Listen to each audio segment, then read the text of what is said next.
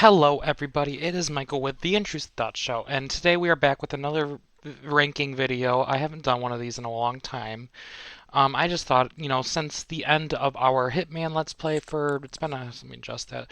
It had been a couple weeks, so I thought, let's come back and kind of really reflect on where this franchise and where Agent 47, our kind of main character of our channel, has gone.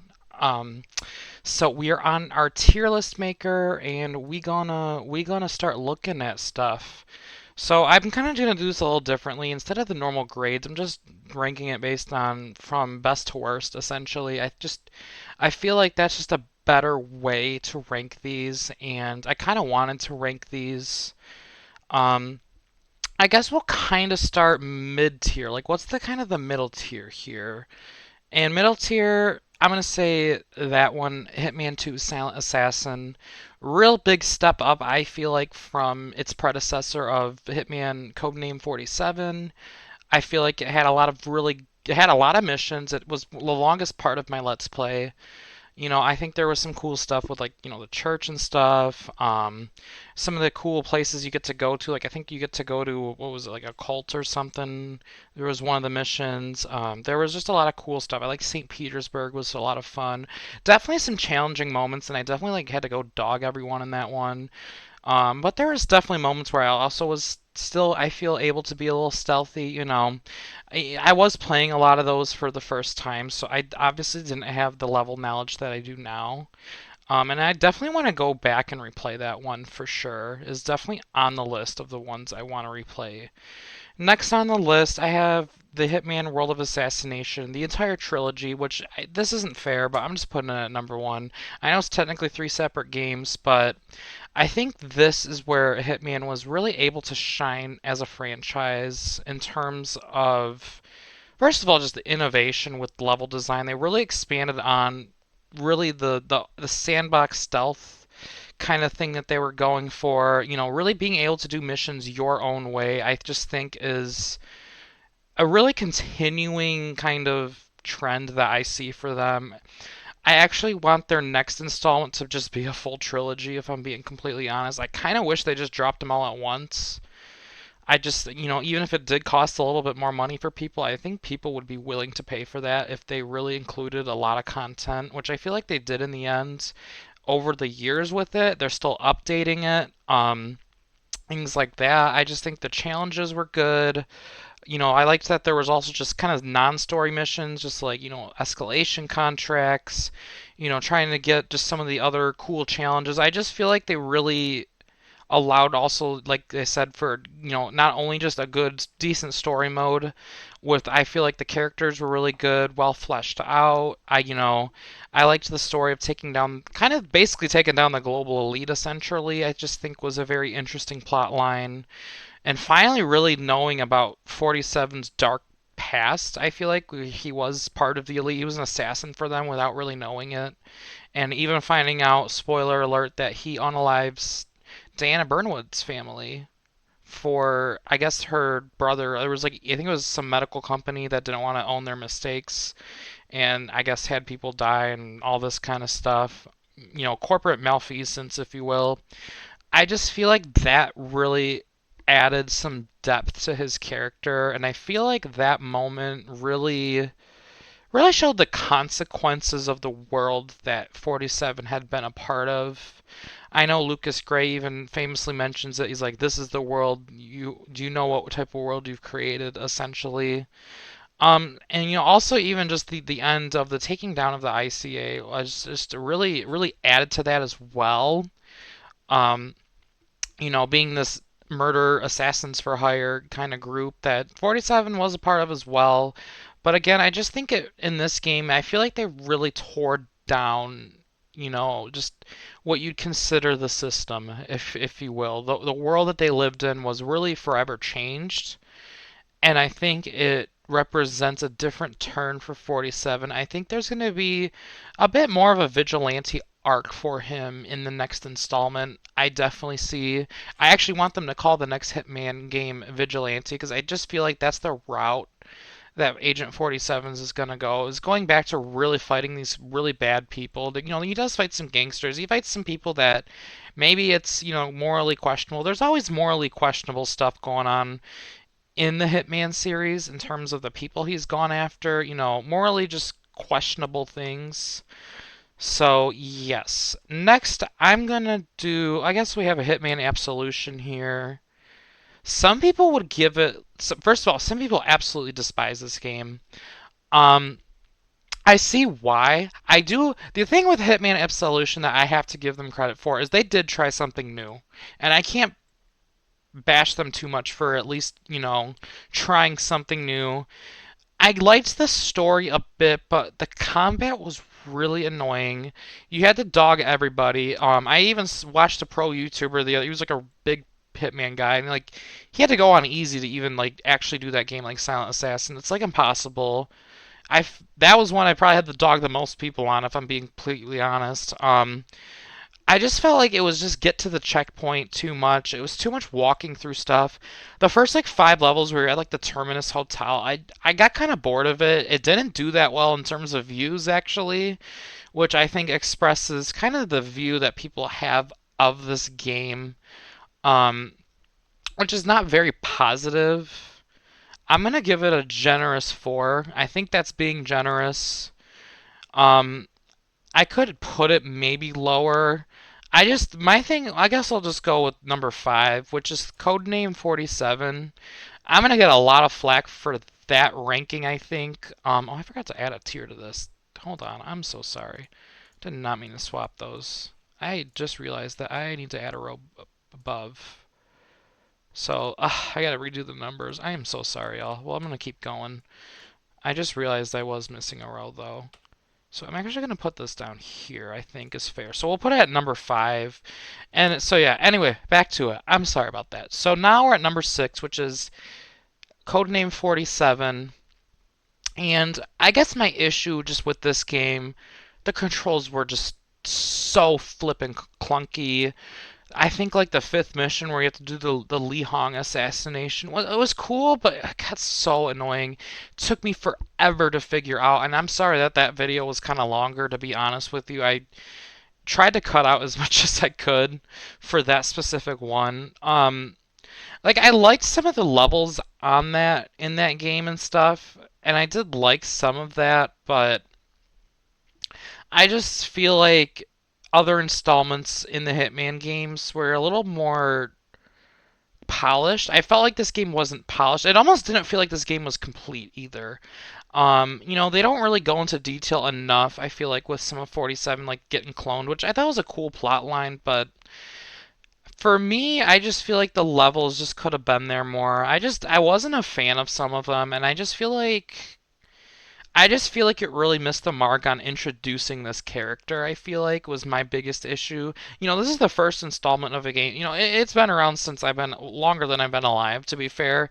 And for the time, I think it would be considered decent. I feel like, but it's very dated. Actually, I put Silent Assassin way up here because this was just such an upgrade. I feel like from this one, that was to me just such a leap. I feel like this almost should have been the first one, if I'm being completely honest with you, or even combine them or something. Well, speaking of combining stuff, I guess Hitman Contracts, I'm gonna put at number 3 right here. Um, it was kind of more the sandboxy kind of vibe, but it included missions from the first game, which I didn't particularly care for. I feel like with this, Hitman Contracts in the first one easily could have been combined into one game if that was the route they were going. You know, I did like that they kind of redesigned some of the first game levels and made the graphics look a lot better. I did feel like it had, like, I loved going to the meat factory in that one. I think was definitely like one of my favorite maps. It was like the second it was the second mission, I believe. I really liked that. I actually wish there was a little bit more on that map, kind of. But I just feel like my big flaw with that one was it included way too much maps from the first game. It was kind of just a remix of the first game. It was all kind of these flashbacks that 47 was having. I liked the concept of it, I guess, but I just feel like these two should have easily the first game and Contracts should have been one game together. I feel like would have really, I just think, fleshed it out more. Kind of in a sense, because I feel like I liked that it had more of the sandboxy elements, which I think made it a lot better than the first one. I think was something that the first one kind of lacked in. One of the missions was just walking past like a lion, which I thought was kind of dumb. Um, there were definitely moments where I just felt like it was unfair too, where I had to dog everybody. There was some moments in some of the other ones I had that. But overall, contracts like I feel like contracts could have been better if it. I feel like one, if it had more of a story, maybe if it had more choices you can make, and maybe like if the flashbacks were just completely other missions that were not in previous Hitman installments. I feel like if they just did those couple things, it would have really been like a really good formula for that game. I feel like it would have really, kind of really brought that game out more, and it would have really focused on the elements that make Hitman such a special game. Hitman Blood Money. I almost put this at number one, honestly. Absolutely love that game. 1,000% gonna go back to playing it at some point. Definitely want to do like Silent Assassin on like all those missions. I do feel like Silent Assassin's a little fairer on that game. I just had to figure it out. There was definitely moments where the controls were a little clunky and stuff, but first of all, I love the story in this game. It's like the franchise, and they're like kind of controlling stuff with the corrupt president. There's the corrupt vice president. You get to shoot the corrupt vice president in the game. I think going to the White House was one of the coolest things they ever added to a video game, honestly, hands down. Every single level in Blood Money was perfect, honestly, in my opinion. The level design ate so good. It's way better than the Absolution because the detail was really there. Like there's the one where you get to go to the wedding and it's like this fancy mansion, but it's also in the swamps. There's like these wood houses and kind of have these rednecks in the front, but then these more like dressed up people kind of near the back. Blood Money also had the movie theater map, which I adored. I loved that map. I mean, I know I kind of ended up dogging everyone on that map at the end, but the level design was impeccable. The story was really, really good, where we think Diana's betraying you. The ending of that game, I've never seen a video game do something where where your character is thought to be dead, but he was really just poisoned to like make it look like he was dead.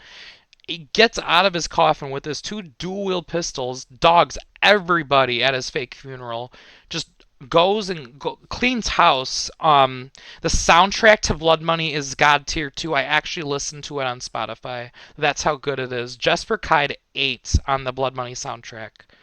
I actually kind of am mad that he was not in the most recent franchise because he did it for like I think the first four. I don't know if he was on Absolution.